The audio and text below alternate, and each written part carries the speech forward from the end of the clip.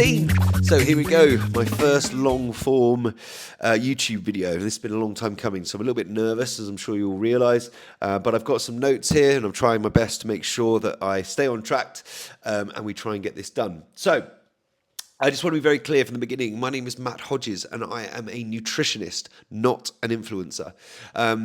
Something that I've found very, very difficult over the past 6-7 years is when this influencer basis has become so overdeveloped and people are in the right, they're coming from the right place, but they're not serving their clients in a health and well-being aspect, duty of care.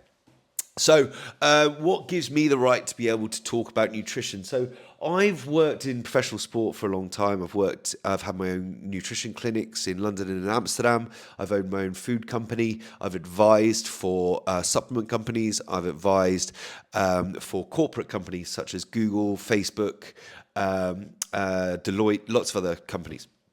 And what I have found over the past 13, 14 years of my career is very much that everybody is different. So these general practices and this general idea just that calories in and calories out is going to fix everything pisses me off, because it's not really this thing of duty of care. You're not really looking after somebody by just trying to feed them less fuel.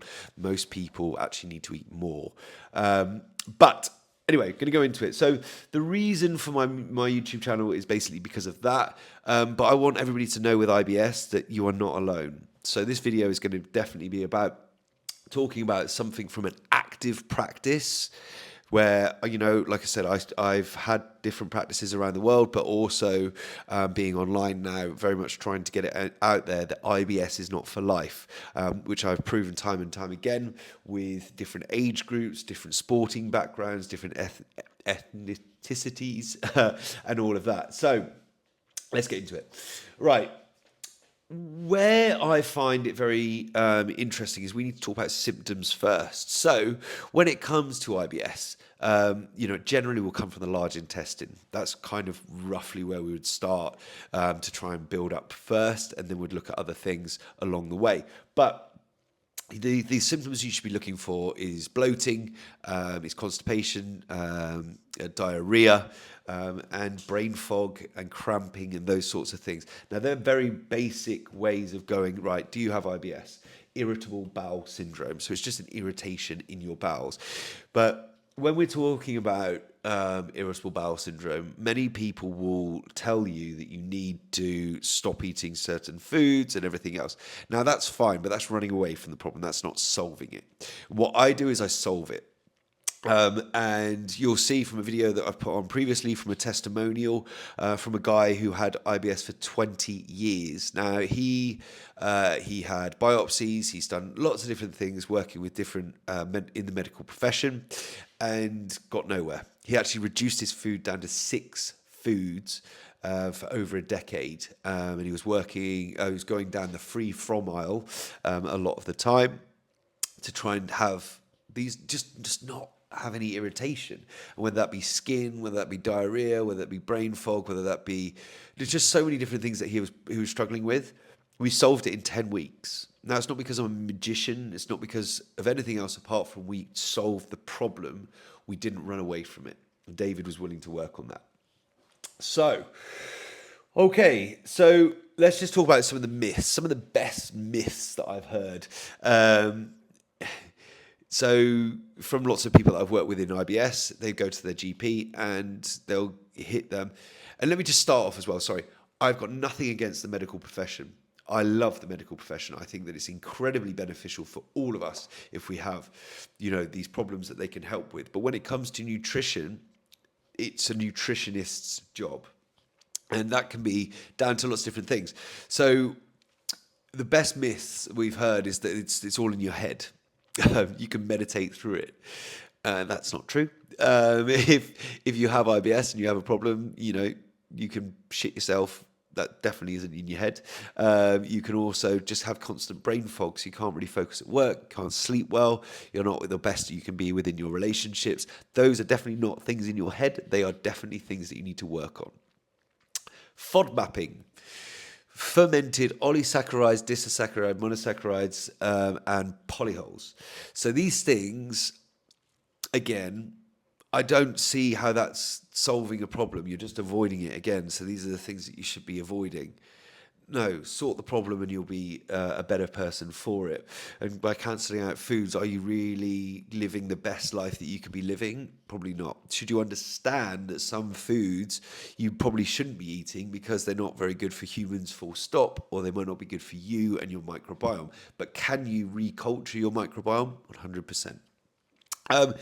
There's nothing wrong. Just let it pass. Now, I worked with a rugby team a good few years ago now, who jumped into the River Tyne after winning the cup. And I thought it was a big celebration. Great, jumped in. And before you know it, a couple of the boys lost up to 12 kilos in 2 weeks. Scary times.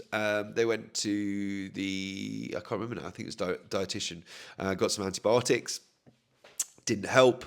They carried on losing weight, and obviously going into the rugby season, into their pre-season, they were going to be very panicky. So luckily, they got in contact with myself, and we worked through how to rebuild their stomach, get them better, and be able to function properly.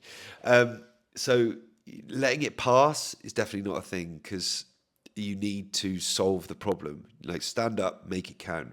And then also the overuse of antibiotics. Now, for any woman who's watching this who's got IBS, if you've been taking the pill for a long time and you've had skin conditions, I'm sure that you've been told that the pill would help, and then you've probably had other problems that's come along the way with that. So for every action, there's a reaction. Now, it doesn't matter whether you're on the pill or whether you're on antibiotic. You need to be able to reform that culture within your stomach so you can actually thrive instead of just trying to survive.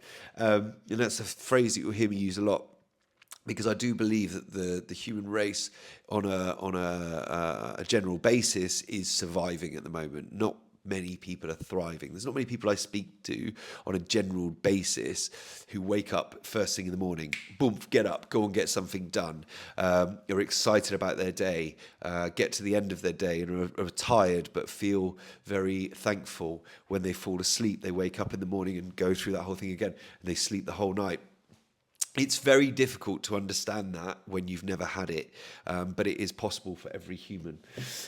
So how can you do something about it without spending any money? This is something that I think is really important for me to put out there, because not everybody can spend money, and I realise that.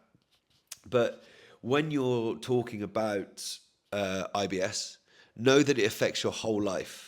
Like, it affects everything within your life, whether it's your relationships, whether it's your sleep, whether it's your recovery, whether it's your energy levels. All of these things, it makes a huge difference to. So it is really worth spending some time, maybe some money on, and figuring it out. But if you're not going to do that, food journaling. Because as soon as you have started feeling a bit better, you've put in a few of these practices, it's really good for a practitioner to know what it is that you've been eating and how that's been affecting you.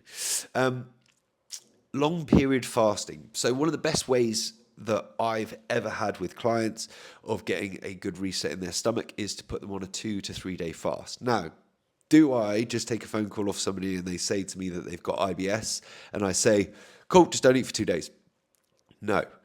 What we do is we find out the background first. There's a lot of things that we should understand about a client before we start choosing a probiotic. For instance, I want to know if they're breastfed or formula fed. I want to know if they've how they were when they were growing up. I want to know their hereditary line.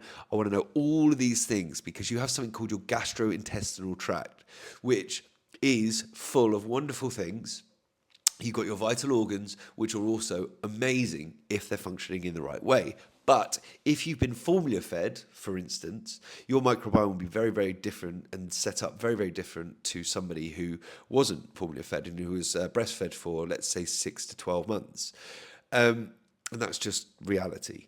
But when setting up someone's probiotics, it's really interesting to do that post-fast, But before you go down that stream of fasting and probiotics, you should be figuring out some food compounds and families of food which people can actually really digest and understand. And that would be something that you would learn through their hereditary line. Now, anybody who's worked with me before will know this. I go super in depth in these questions, and I really want to know stressors and everything else, and then daily practice which we can put in before we would even talk about fasting. So that's something I would really recommend. Look at all the fasting videos, but look at them from somebody who knows what they're talking about, and understanding that it really does matter to get good practice in first and then think about going into a fast. But short period fasting is completely pointless, 16/8 and things like that. It's not going to help anything. But going into something over 36 hours will definitely help recalibrate and reculture your stomach. But then getting a probiotic that's actually for you, rather than just some bullshit thing from Holland and Barrett. The amount of times that I've heard people say to me, "Oh, this probiotics don't work for me." What? What do you mean they don't work for you? Of course they do. You just got to find the right one. And I went into Holland and Barrett, and the lady behind the desk advised me on that. What does the fucking lady behind the desk in Holland and Barrett know about probiotics? Fuck all. The marketing on those probiotics are complete bullshit. And it's just important that you put the care and attention in. Now, there is a lot of difference in them for sure. And there's probably loads of videos on YouTube about different probiotics. So really get interested in it and get interested in yourself and understand that they will make a big difference if you get the right one. Then, post-fast, understanding the parasympathetic and the sympathetic system is one of the most important parts of good digestion. Rest and digest, or fight and flight. Like, it's just something that's very much used in a way of understanding that if you're resting and you're calm, you're doing yoga and you're meditating and you're doing all these wonderful things, you're able to digest your food a lot better. But if you're stressed and you can't fucking think about the rest of your day, you're generally not going to be able to upregulate those nutrients that are being put into your body. Same thing with processed foods and all of that stuff, which I'm sure you know. So just let it be known that there is an answer out there. You can fix your IBS, and I'll prove that over the course of these videos. But I'm fed up hearing that people are taking money from people and telling them not to eat food. It's not how it works. You should be going in depth and understanding your client, and then being able to help them rebuild their stomach so they really can thrive and not just survive. So please don't forget, I am a nutritionist, not an influencer. I'm not expecting thousands of views on these videos and likes and everything else. I really want to be able to help you if you have IBS through these videos and everything else. And if you'd like to reach out to me, understand that I'm here to help, not just try and take your money and cancel it out. Have a wonderful day. Thank you so much for listening if you got this far. And I will try and get better and better as we go. But this is me over and out.